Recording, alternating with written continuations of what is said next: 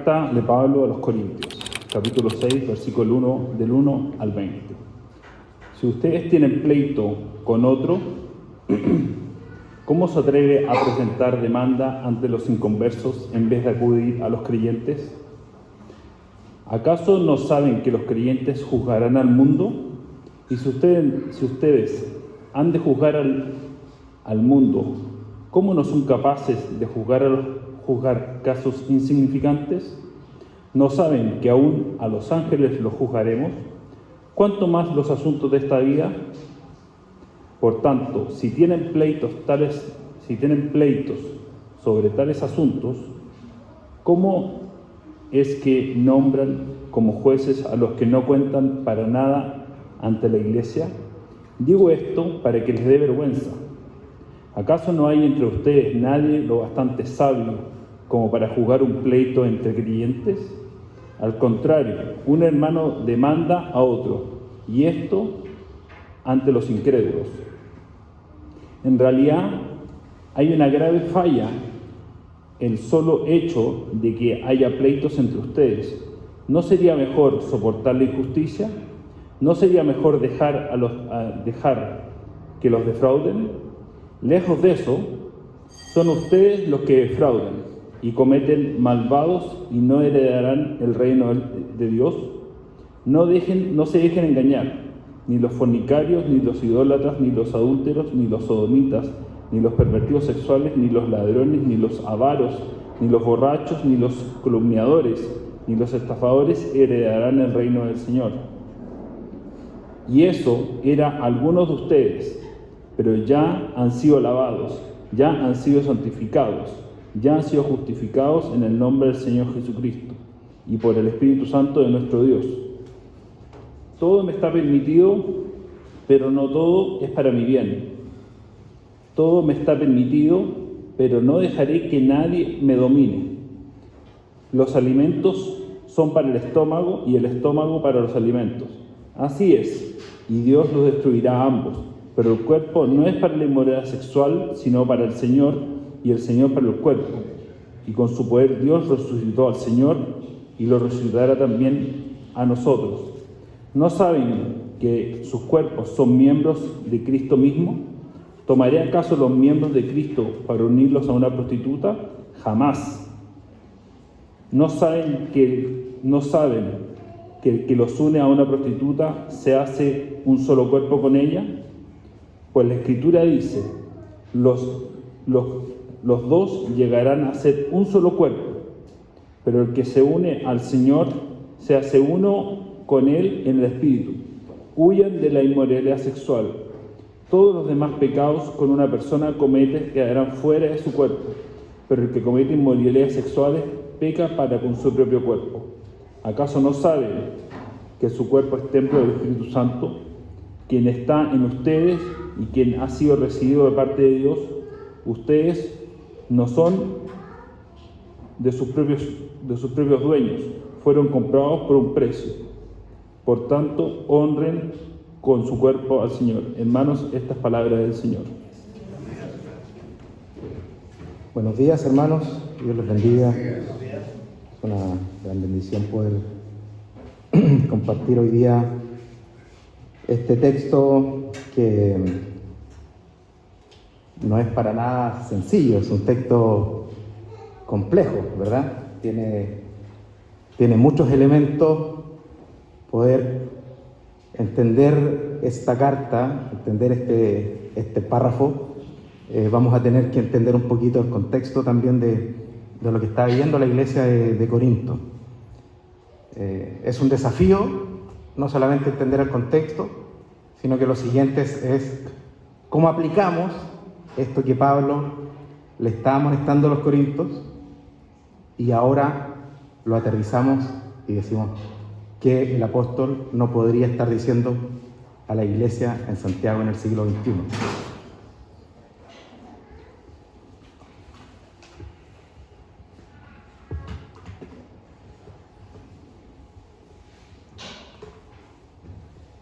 Me imagino que ustedes conocen, por ejemplo, la ciudad de Las Vegas.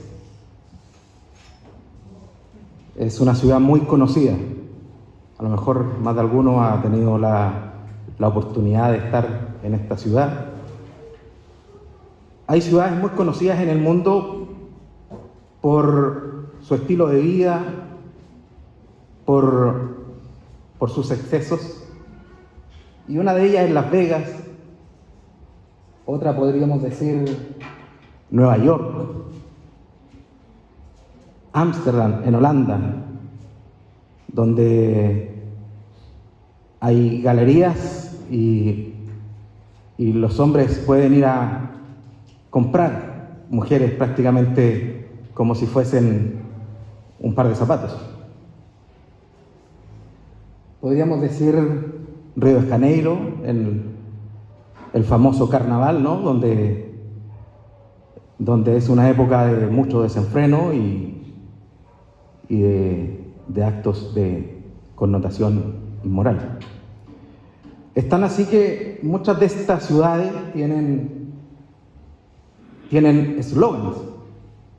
Si ustedes pueden, me imagino, se acuerdan, Las Vegas, uno ha escuchado esta frase que dice: lo que pasa en Las Vegas se queda en Las Vegas, ¿cierto? ¿Han escuchado esa frase? Y precisamente porque la idea es que lo que ocurra allí no es precisamente algo por el cual haya que vanagloriarse, por lo tanto es mejor dejarlo allí. Río de Janeiro tiene un eslogan que es diversión para todos y todo por la diversión. Nueva York, la ciudad que nunca duerme. Definitivamente es una ciudad que de pronto el tiempo lo paraliza y uno pierde. Tuve la oportunidad por el trabajo de estar una vez en Nueva York y fui al Times Square, donde esta cuadra, esta esquina donde hay muchas luces, mucha iluminación, movimiento, y realmente uno está allí, parece que el tiempo no avanza. ¿Por qué menciono estas ciudades? Porque si tuviésemos la posibilidad de tomar una máquina del tiempo y de viajar 2000 años atrás, dentro de estas tendríamos que poner a la ciudad de Corinto. Corinto era como Las Vegas, Corinto era como Nueva York. Era una ciudad, y ya hemos avanzado en este ciclo de Corinto, ya se ha contextualizado un poquito esta situación, pero la eventualidad que alguien esté viniendo y se encuentre con el primer sermón, contextualizamos que era una ciudad con una vida de desenfrenos. Y esto porque era una ciudad puente, llegaba justo al mar, entonces había mucho comercio, mucho dinero, y como hay mucho dinero, esto trae mucha capacidad de hacer cosas. Y también arrastra toda una cultura, toda una cultura pagana, una cosmovisión religiosa con caracteres de inmoralidad.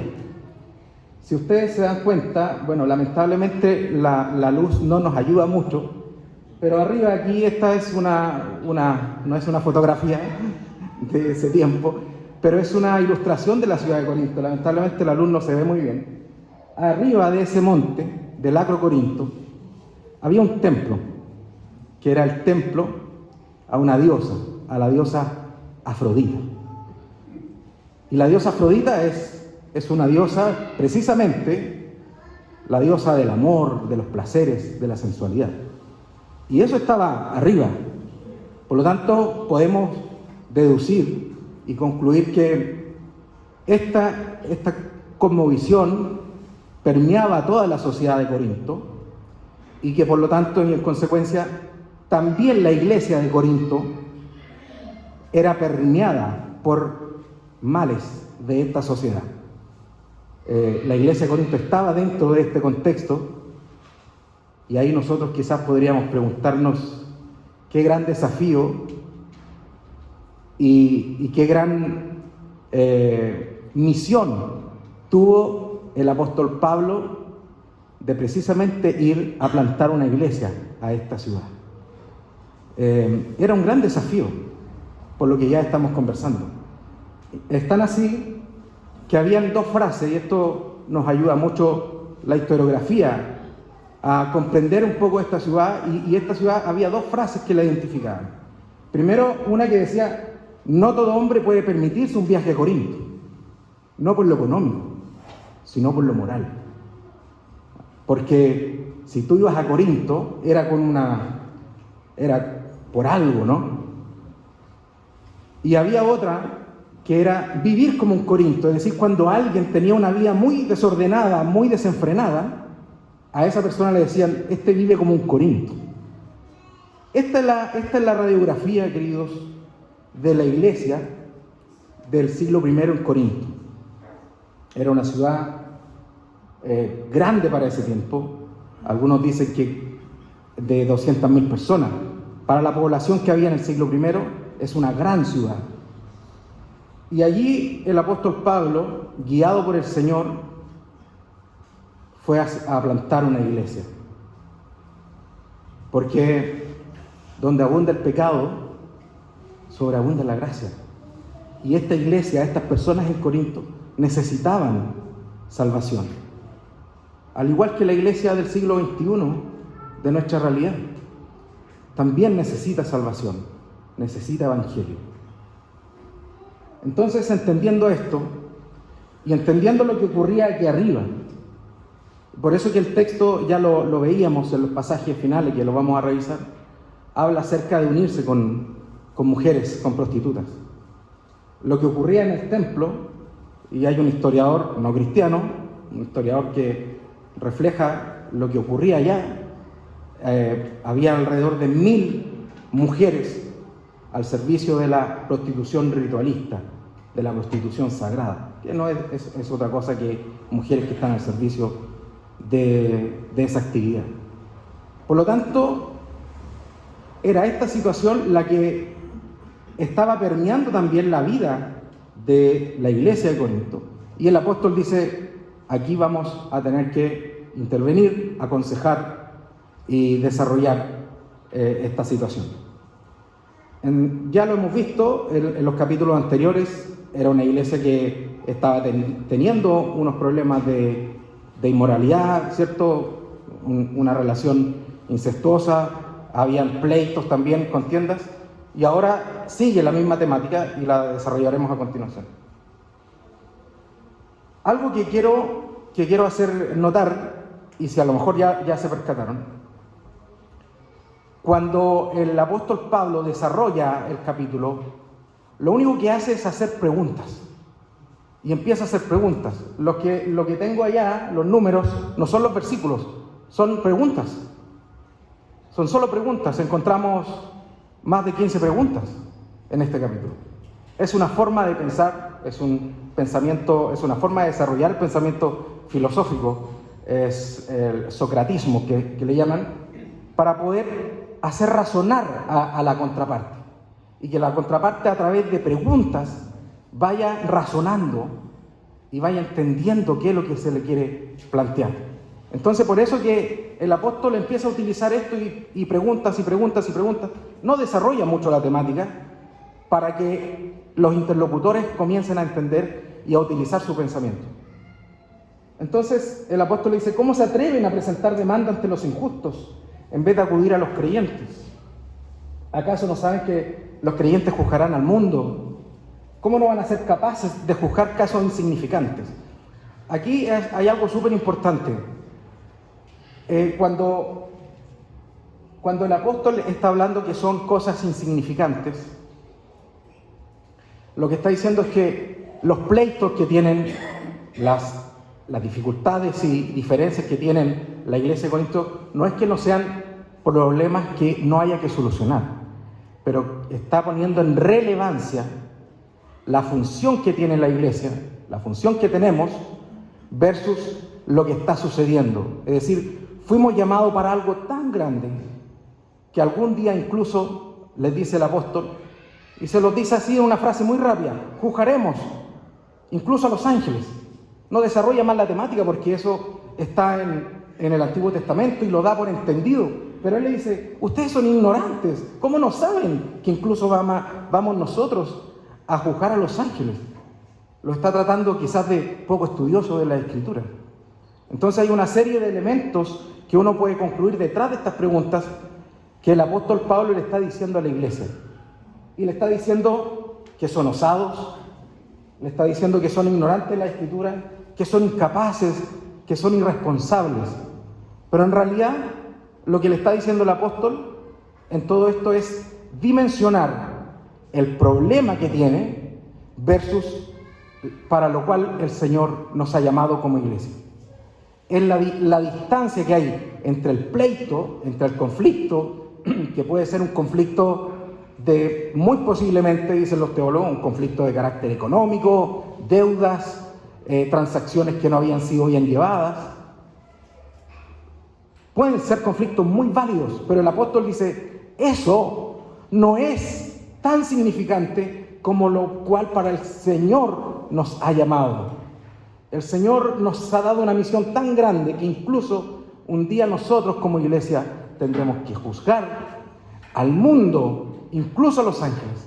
Y ustedes no están sabiendo resolver cosas, pleitos que ustedes tienen que pueden ser válidos, pero no son relevantes para lo cual el Señor nos ha llamado. Esa es la diferencia y la magnitud que el apóstol Pablo quiere enseñar y quiere poner en relevancia a los de Corinto. Y le dice, digo esto para que les dé vergüenza. Digo esto para que les dé vergüenza. Recuerden que esto es una carta. Los versículos que se ponen acá no los escribió Pablo. Y los capítulos tampoco, pero nos ayuda para poder ordenarnos. En el capítulo 4, Pablo les dijo totalmente lo contrario. ¿Se acuerdan? Pablo les dice, hijitos, no quiero avergonzarlos. No quiero avergonzarlos, los quiero cuidar. 500 palabras después, el tenor es otro. 500 palabras después, cambió la tensión de la conversación. Y aquí les dice el apóstol, sí tienen que, los quiero avergonzar. Gracias. Sí los quiero avergonzar. Sí voy a enrostrarle esto a la cara. Hace 500 palabras les dijo que no quería. ¿Cuál es la diferencia? ¿Qué ocurrió entre lo que le estaba diciendo recién Pablo en el capítulo 4 a lo que le está diciendo ahora en el capítulo 6? ¿Qué ocurrió? Y esto le había dicho, no escribo esto para avergonzarlos, sino para amonestarlos. Lo que ocurre acá, hermanos, es que el apóstol entiende muy claramente que la iglesia tiene una función social, una función en la sociedad, en el mundo. En el capítulo 4 eran cuestiones internas, cuestiones administrativas de índole interior. Pero aquí lo que está ocurriendo es que la iglesia está recurriendo a los de afuera, está recurriendo a organismos que no son cristianos, que son del mundo pagano. Y ya veíamos de qué mundo pagano, porque en la antigüedad no había separación de religión y Estado. Entonces, aquellas personas que funcionaban dentro de la religión del siglo I también se encargaban de los temas legales. Por lo tanto, el apóstol está diciendo, nosotros como iglesia, y esto tendría que darles vergüenza, están ustedes recurriendo a los de afuera, al mundo pagano, al mundo inmoral, para resolver sus asuntos.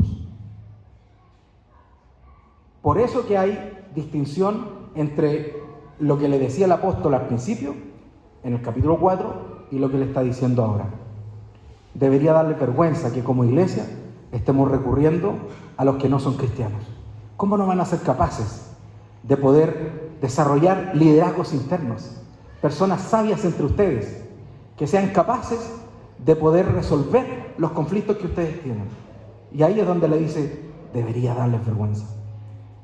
Espero que estas palabras que el apóstol está diciéndole a la iglesia del primer siglo, también a nosotros hoy nos resuenen en nuestras conciencias.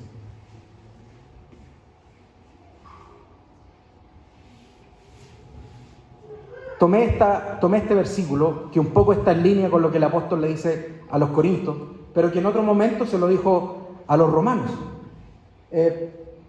lo dice a los romanos, pero lo toma de Ezequiel, que le dice: por causa de ustedes se blasfema el nombre de Dios entre los gentiles.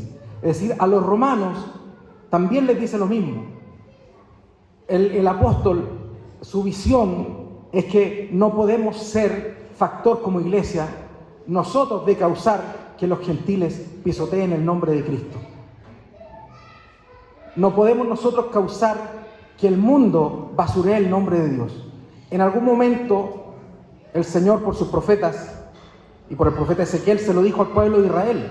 Al pueblo de Israel le dijo: por su culpa, por ustedes me pisotean en las naciones, han pisoteado mi nombre.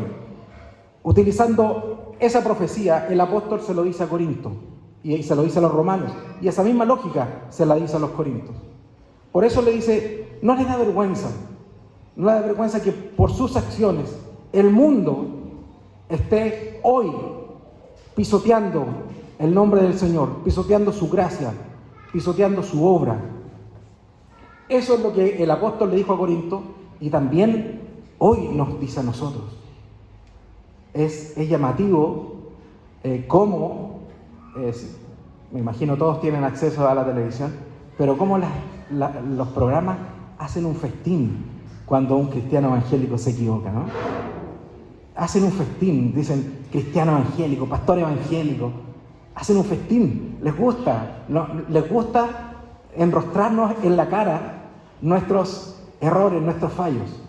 Entonces, de eso es lo que el apóstol dice: cuídense de eso, cuídense que no por su actuar estén afuera el mundo pagano pisoteando la sangre de nuestro Señor.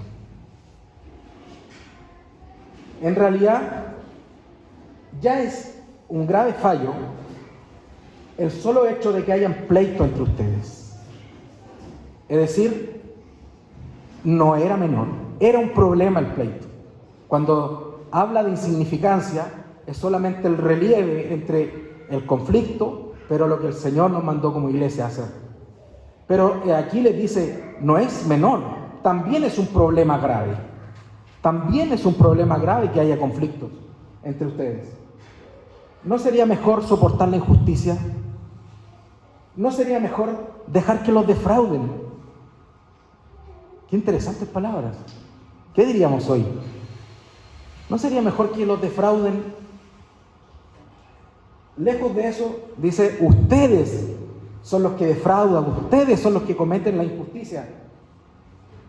Y conste, le dice que se trata entre hermanos. Entonces, esto, lo que Pablo está diciendo, no es otra cosa muy distinta a lo que el Señor les dijo a la multitud en el Sermón del Monte.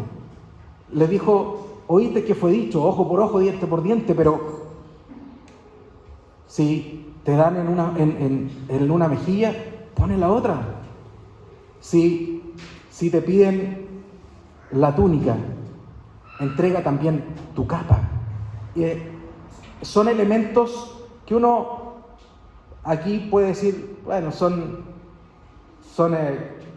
expresiones metafóricas, ¿no? Literarias. Pero esto es vida práctica, hermanos. Esto tiene que aterrizar en nuestro corazón. Tiene que hacer vida en nuestras vidas. Entonces, Jesucristo puso este estándar. Es un estándar alto. Y si te piden que lleves una carga, una milla, los soldados romanos podían pedirle a los judíos como máximo cargar una milla. Y el Señor le dice: si te la piden una, cárgala dos. Es otro estándar. Y el apóstol recoge este sermón y le dice: oye, ustedes están agraviando, ustedes en vez de ser víctimas, ustedes están siendo los victimarios. En vez de ustedes poner la otra mejilla, ustedes están devolviendo el golpe. Están usando la ley del talión, ¿no? Ojo por ojo, diente por diente. Y aquí hace esta pregunta y les dice: ¿no saben acaso, querida iglesia de Corinto, querida iglesia de Ñuñoa, no saben que los injustos no heredarán el reino de Dios? Es una pregunta. y les dice, no se dejen engañar. No se dejen engañar, porque la iglesia, como estaba dentro de un contexto con tanta influencia mundana, entonces de pronto nos dejamos engañar. Y eso nos podría decir hoy el apóstol a la iglesia del siglo XXI, no se dejen engañar. Finalmente, el primer pecado que cometió el ser humano fue producto de dejarse engañar. No, ustedes no van a morir, van a ser como Dios. Ese era el engaño. Finalmente sucumbieron al engaño y hasta el día de hoy seguimos sucumbiendo al engaño. Y por eso que el apóstol le dice, no se dejen engañar. Iglesia del siglo I, iglesia del siglo XXI, no se dejen engañar. Y ahí el apóstol pedagógicamente desarrolla una batería de estilos de vida, ¿no?, deshonrosos y morales, en donde le dice, ni los inmorales sexuales, ni los idólatras, adúlteros, sodomitas, homosexuales, ladrones, avaros, borrachos, calumniadores, estafadores, ninguno de esos heredarán el reino de Dios. Ahora, estos pecados no eran exclusivos de la iglesia de Corinto. El apóstol Pablo también a los Gálatas los exhorta con una lista de pecados, también a la iglesia de Éfeso también los exhorta con una lista de pecados, y a todos les dice la misma consecuencia: no heredarán el reino de Dios. Aquellas personas que tengan este estilo de vida no van a heredar el reino de Dios.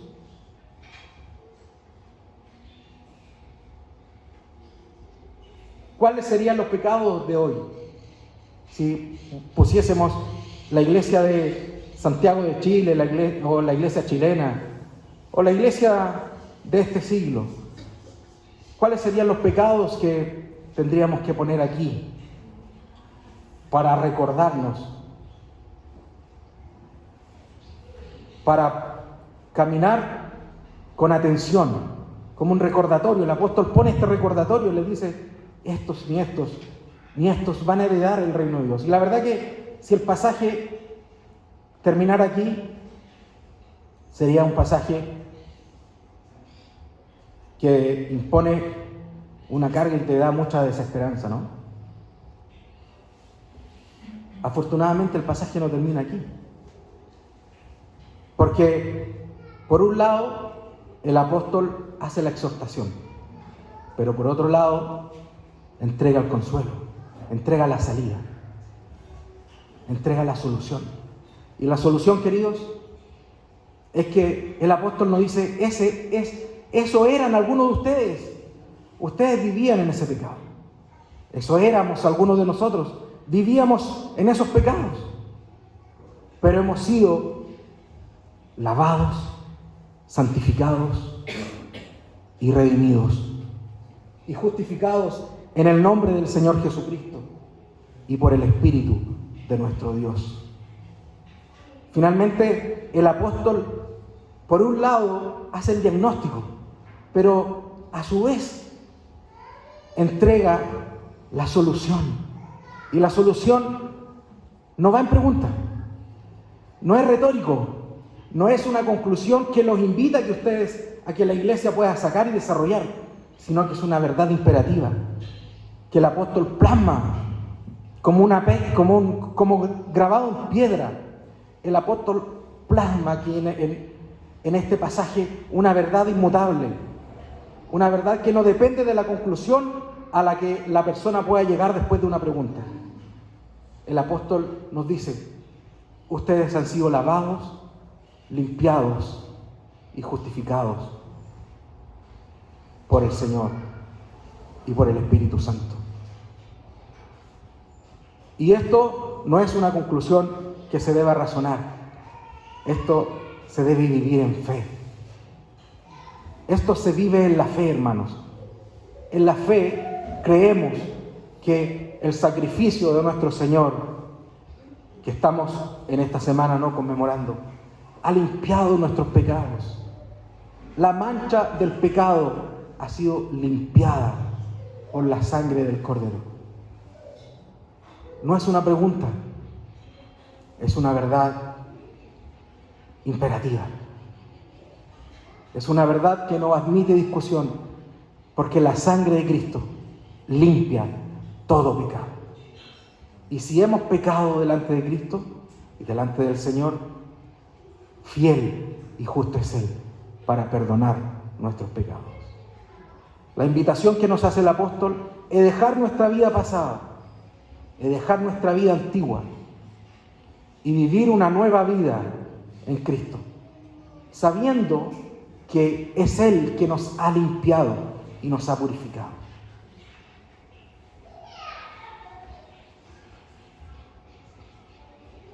Y el enemigo nos engaña. Siempre se nos muestra la cara amable del pecado, ¿no? Nunca el enemigo nos va a mentir y nos va a decir: mira, este pecado te va a arruinar, y te va a tentar mostrándote el lado negativo del pecado. Al contrario, siempre te va a mostrar el lado bueno. Te va a mostrar el lado dulce, ¿no? Como la fruta, como el fruto prohibido. Pero finalmente siempre el pecado, hermano, deja una huella, deja una marca en nuestras vidas. Y esas marcas tienen implicancias reales. Tienen implicancias reales. Después vamos a desarrollar la segunda parte de este capítulo y cómo el apóstol aborda esta situación de actos inmorales. Pero esto es lo central de este capítulo, hermanos. Esta es, si pudiésemos decir cuál es la cumbre del capítulo, es este versículo 11, en donde el apóstol le dice a la iglesia de Corinto: ustedes han vivido en una ciudad sumamente pecaminosa, pecadora, inmoral, pero hay una solución, y esa es la sangre de Cristo que ha sido derramada por nosotros. Luego sigue el apóstol y dice: todo está permitido, pero no todo es para mi bien. Todo me está permitido, pero no dejaré que nada me domine. Yo sé que estas son frases que hemos escuchado más de alguna vez, ¿no? Incluso hemos parafraseado al apóstol Pablo. ¿Quién ha parafraseado al apóstol Pablo? Y decimos: como dijo el apóstol, todo me está permitido, pero no todo me conviene. ¿Quién no ha dicho esa frase? Bueno, el apóstol Pablo no lo dijo, hermanos. Esta era una frase que decía la sociedad. La frase que decía es: todo me está permitido. La sociedad de Corinto decía: todo me está permitido. Lo que hace el apóstol es tomar esta frase social y complementarla. Y decir: bueno, todo te está permitido, sí, pero las cosas, no todo te va a convenir. No todo va a ser para tu bien. Eso es lo que ocurre con este versículo. Hoy nosotros vivimos en un mundo de eslóganes. Nuestra sociedad está hecha de eslóganes. Y cada ideología trata de imponer un eslogan lo más amplio y llamativo posible, ¿cierto? Para condicionar nuestra forma de pensar, nuestra forma de vivir. Hoy estamos infectados de eslóganes, ideologías que ponen eslóganes en la sociedad para que nosotros, a través de esos eslóganes, y la sociedad cambie su apreciación respecto a las cosas. ¿Qué eslóganes podría tomar en estos tiempos el apóstol Pablo? Muchos. Hay muchos. Me tomé el trabajo de apuntar algunos. Y le pregunté a alguien que ustedes conocerán, a ChatGPT, y le puse: ¿cuáles son los eslóganes que la sociedad moderna tiene para graficar sus ideologías? Y él me dijo: muy buena pregunta. Aquí hay una serie de eslóganes que hoy la sociedad tiene para desarrollar sus ideologías. Por ejemplo, mi cuerpo, mi decisión. ¿Lo han escuchado? Mi cuerpo, mi decisión. Sé tú mismo. o vive la vida sin límites, o haz lo que quieras y sé feliz. Son eslóganes que uno en algún momento dice, tiene mucho sentido, claro, ¿cómo no voy a querer ser feliz? Quiero ser feliz. Todos queremos ser felices, ¿no? Pero si pudiésemos tomar ahora esas frases y complementarlas, cuando decimos, la sociedad dice hoy, mi cuerpo es mi decisión, ¿qué diría el apóstol posteriormente a eso? ¿Qué dice la iglesia posteriormente a eso? O cuando dice, vivir la vida sin límites. Sí, vive la vida sin límites, pero atenta a las consecuencias. Por ejemplo, o vive la vida sin límites en Cristo. Vive la vida sin limitarte en compartir el Evangelio del Señor. Quizás el apóstol podría tomar eslóganes de hoy y reconfigurarlos, ¿no? Y hacernos entender un poquito más acerca del Evangelio. Y después el apóstol sigue preguntando y dice, ¿no saben que sus cuerpos son miembros de Cristo mismo? ¿Tomaré acaso los miembros de Cristo para unirlos con una prostituta?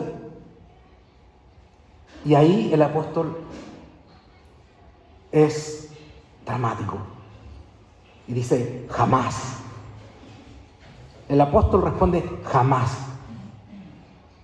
¿Cuánta falta nos hace hoy en día a veces ser así directos como iglesia? Y estamos en una era en donde todo lo relativizamos, ¿no? Incluso como iglesia a veces hemos relativizado muchas cosas, pero el apóstol no tiene miedo a ser directo, a no ir de medias tintas.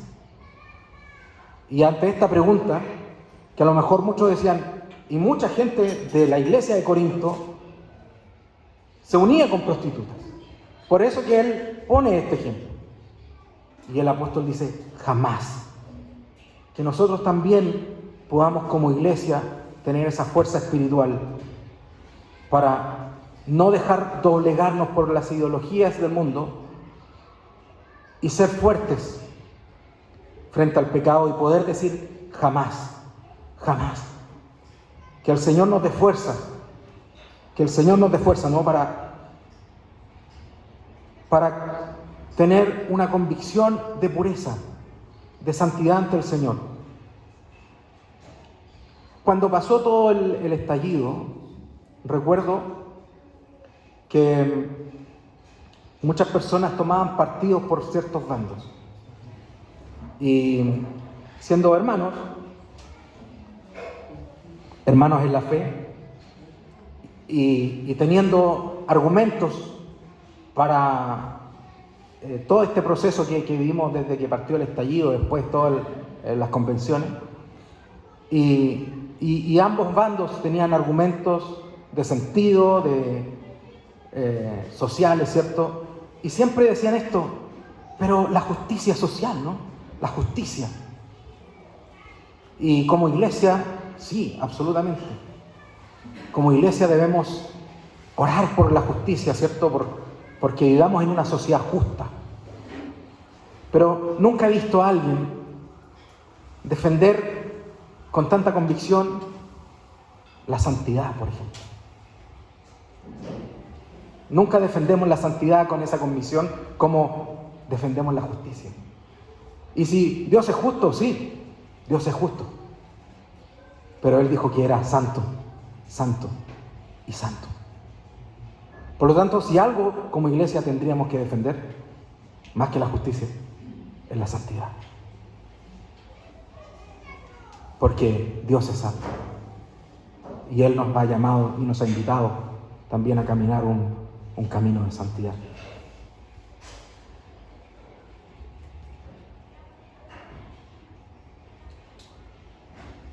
Y el apóstol le dice, huyan.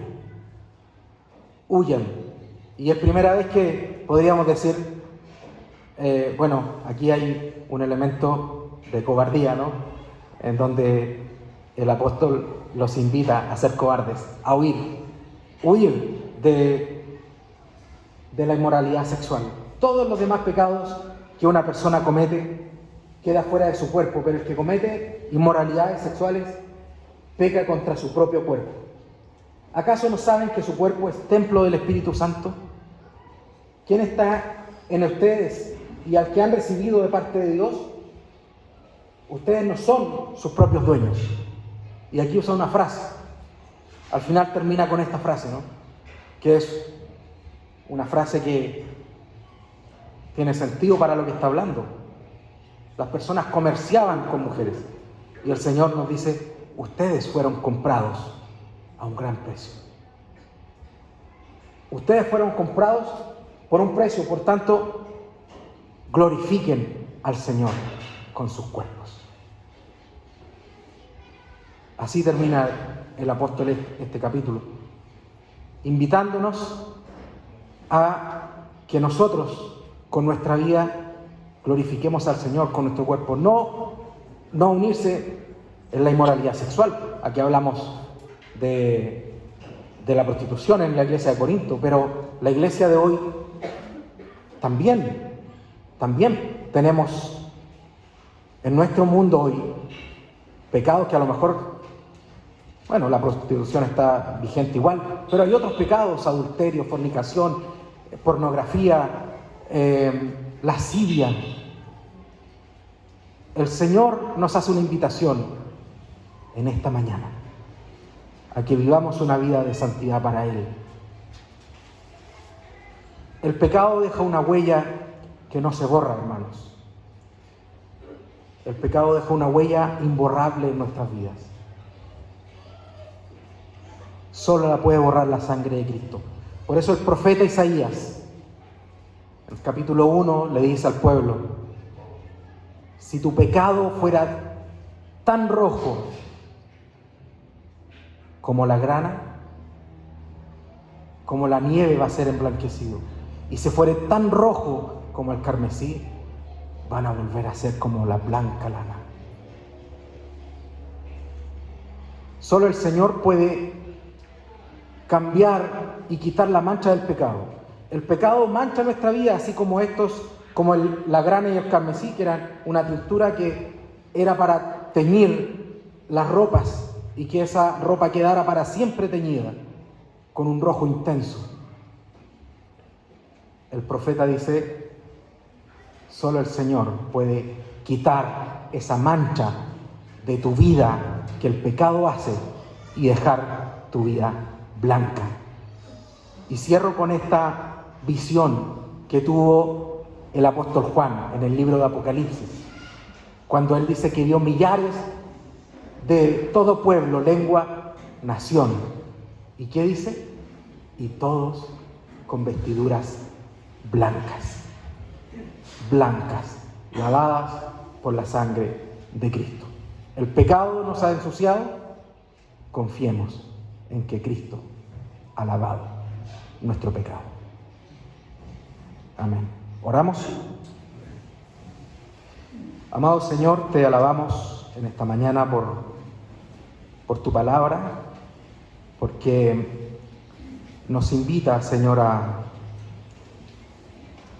poder poner nuestra vida delante de ti abierta y vivir esa fe de un camino de santidad en donde tú, a través de tu Espíritu Santo, nos vas encaminando, nos vas ayudando, nos vas purificando. Señor, confiamos en tu promesa, confiamos en que tu obra redentora, Señor, ha generado un cambio real y profundo en nuestra vida. Quizás el pecado ha dejado huellas en nosotros, huellas en lo profundo de nuestro ser, emocionales, incluso físicas. Señor, pero confiamos en la restauración de la obra redentora de Cristo, que tiene una implicancia real en nuestra vida, que trae paz a nuestro corazón. Gracias, Señor, en el nombre de Jesús. Amén. Amén.